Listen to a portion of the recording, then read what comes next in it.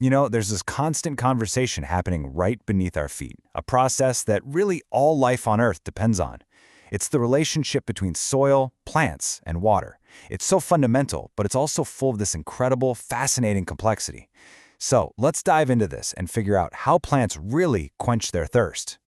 I mean, we've all seen it, right? A houseplant looks totally miserable, all droopy, and then you give it some water and it perks right back up.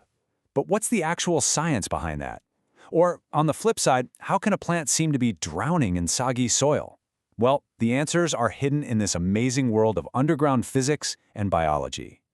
Okay, so the best way to get our heads around this is to just think of soil as a sponge, a really, really complex one. It's got solid bits, sure, but it's also got all these empty spaces in between them. We call them pores. And these pores are where the magic happens, because they can hold either air or water. And let me tell you, the balance between those two is absolutely critical. So, picture what happens right after a huge rainstorm, or maybe after you go a little crazy with the watering can. The soil hits a state we call saturation. At this point, that soil sponge is just completely waterlogged. Every single pore, big or small, is filled to the brim with water. There is literally no room left for air. But that super wet, saturated state, it doesn't last long. Just like a soaked sponge that you hold up will start to drip, the soil starts to drain. Gravity just takes over and pulls all that excess water downward, right past the plant's roots. We call this gravitational water. And because it moves through the soil so fast, plants can't really grab onto it. It's there, and then it's gone. All right, so after gravity has done its thing and all the dripping stops, what are we left with? This is a really important state called field capacity. Now, the big pores have drained out and filled back up with that much-needed air. But the smaller pores, they're still holding on to water, fighting against the pull of gravity. For a plant, this is pretty much perfect. It's the full point of its personal water reservoir. Now, let's go to the other extreme. This is what we call the permanent wilting point. As the plant keeps drinking and water evaporates from the soil, things get drier and drier. Eventually, the only water left is this super thin, microscopic film that's clinging to the soil particles so tightly, the plant's roots just aren't strong enough to pull it away. At this stage, it's game over. The plant wilts and it can't recover. The reservoir is officially empty. So, you see, we've basically got two goalposts here. Field capacity, that's the max amount of water the soil can hold for the plant. And the permanent wilting point, well, that's the absolute minimum. A plant's entire life is spent navigating the space between these two critical points. And this is the main takeaway. The amount of water that's held in the soil between field capacity and the permanent wilting point, that is what we call plant available water. That's it. That's the actual water supply a plant has to work with to live, to grow, to do everything it needs to do.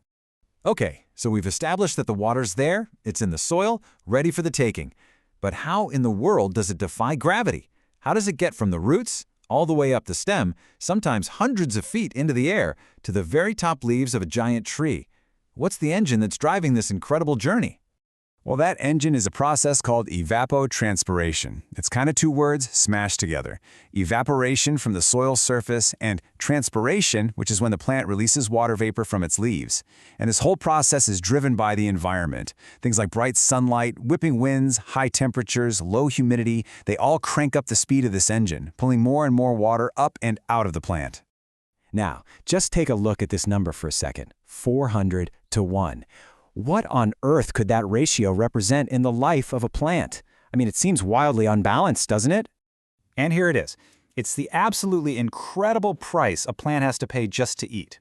See, to do photosynthesis, a plant has to open these little pores on its leaves, stomata, to let carbon dioxide in. But every single time a pore opens, water rushes out. The trade-off is just staggering.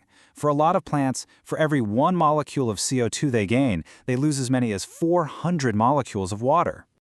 And this all leads to the plant's ultimate challenge, what you might call the Goldilocks dilemma. It needs things to be just right. Not too much water and not too little.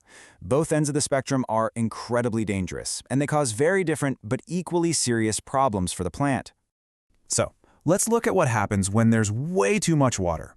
The soil gets saturated again, and all that water pushes the oxygen out of the pores. And here's the thing. Plant roots need to breathe, just like us.